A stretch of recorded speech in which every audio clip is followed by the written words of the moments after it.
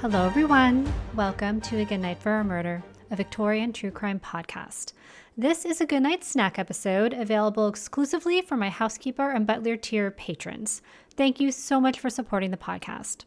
When I sit down to do episode planning, I do often try to align with the seasons and the holidays, but February, which includes Valentine's Day, can be a challenge when one covers historic true crime.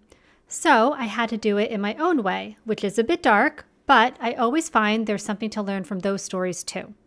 Earlier this month, I covered 2 Black Widow killers, and tonight, for this goodnight snack, I'm going to cover the famous 17th century Italian poisoner, Aqua Tofana, and her signature poison used by possibly hundreds of women to kill their husbands, Aqua Tofana.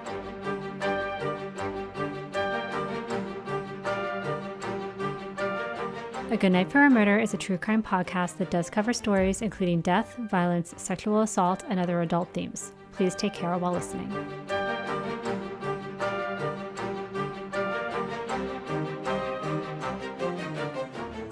Tonight, I'm going to cover both the lore and factual history of Aqua Tofana.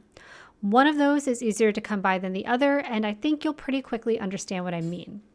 First, to understand the origin of Aqua Tofana, we need to understand what it was like to be a woman in the 17th century. Women were second-class citizens. This is not to be taken with a grain of salt. It was the way of things. Women were property from birth. They were owned by their fathers, then auctioned off to whatever man would pay their father the most. Then they would become property of their husband. They held no financial or social power and had zero recourse if their husband wanted to beat, rape, or have affairs on them. If you were a young woman in 17th century Italy, the best you could hope for was a mild-mannered husband. Even so, a wife's role was solely to cook, clean, and have babies. Complications during childbirth resulting in death were common. That, paired with the possibility of having to survive a violent husband, often made marriage a thing to be dreaded for women. If a woman chose to stay single, though, the only option available to support herself was sex work, which came with all the same safety concerns as being married. There were really no good options. But there was a chance, if you were married, then widowed, you might not have to get married again. This is where Aqua Tofana came in. This next story is essentially the lore of Aqua Tofana. It's the version that is the most commonly circulated. We'll revisit parts of it to try and uncover the true story later on, but most tellings start off with Giulia being born in Palermo in the year 1620. Her mother, Tofania di Amato, was said to have been executed for murdering her husband in 1633. And it's from her that Giulia learned her trade. At some point, she moved from Sicily to Naples and finally to Rome. Here, she opened up a cosmetics and skincare shop with either her daughter or her stepdaughter, Girolama Sparra. Tofana hired a handful of employees who specialized in moving in different circles of society. They did sell skincare and cosmetics, but they also dealt in other services such as psychic readings, potions, and charms.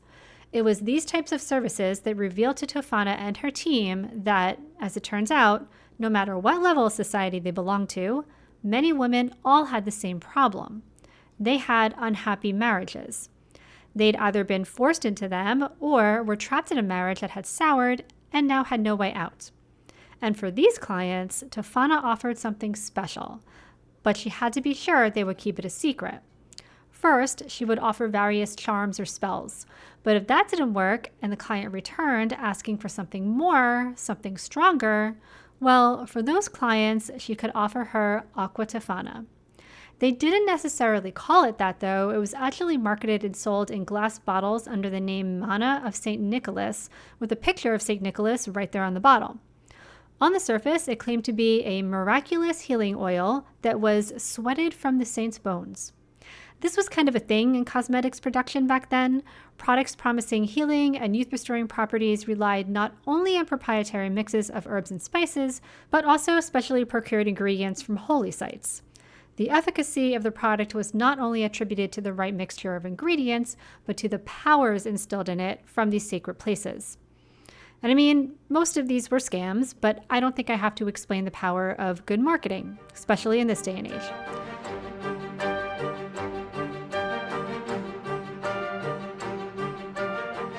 Hey everyone, it's Kim, and I wanted to let you know that you're listening to a preview of a Patreon-only series from A Good Night for a Murder called A Good Night Snack.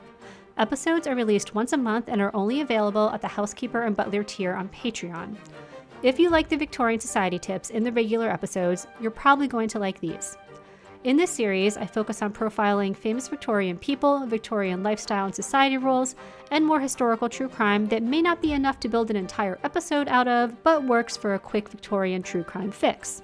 Hence the series name, A Good Night Snack.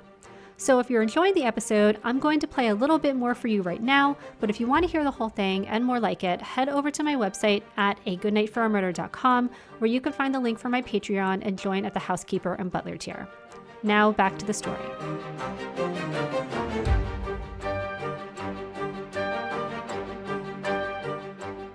Now, some of the main ingredients in Aqua Tofana were arsenic, lead, and belladonna, all toxic, but also common ingredients in cosmetics at the time. A lady could hide the vial in plain sight on her dressing table and no suspicion would arise. The mixture itself may have been as simple as that. But, as Julia Tofana would have us believe, it also included other ingredients that were colorless, tasteless, and otherwise completely undetectable. It was these ingredients that, when slowly added to food or drink over the course of a couple of days, would kill your husband. The slow dosing method would mimic the progression of some natural disease, allowing the lady to completely avoid suspicion. It would also allow the husband time to put his affairs in order, draw up a will, arrange for the care of his wife, repent for his sins. It was the kindest way possible to do what had to be done. The first dose would bring about a general weakness or exhaustion.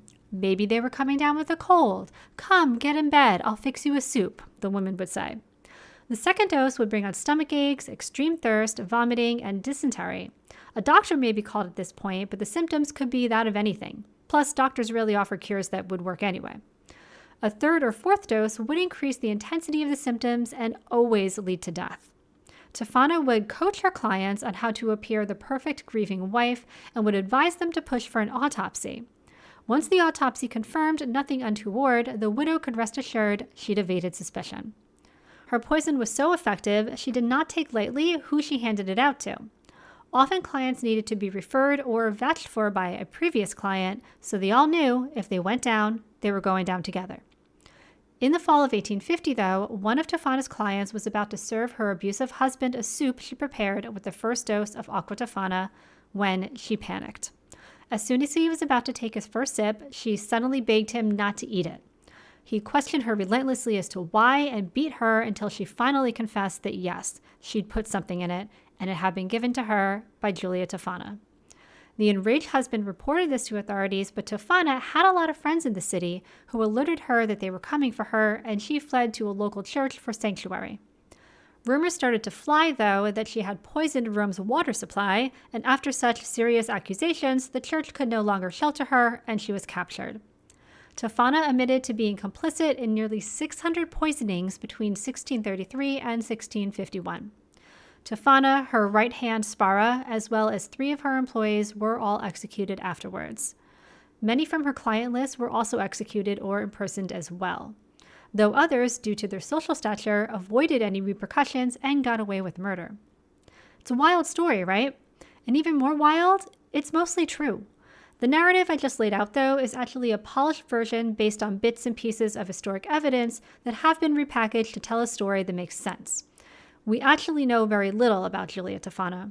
Most of her history has been inferred by corroborating stories from multiple sources, albeit with varying degrees of accuracy.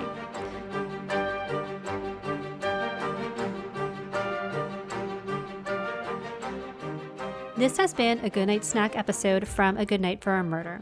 To hear the full story and more like it, plus unlock the bonus content that accompanies each regular episode, head on over to my website at agoodnightforamurder.com and sign up for the Housekeeper and Butler tier on Patreon. Thank you for listening, and I will talk to you again soon.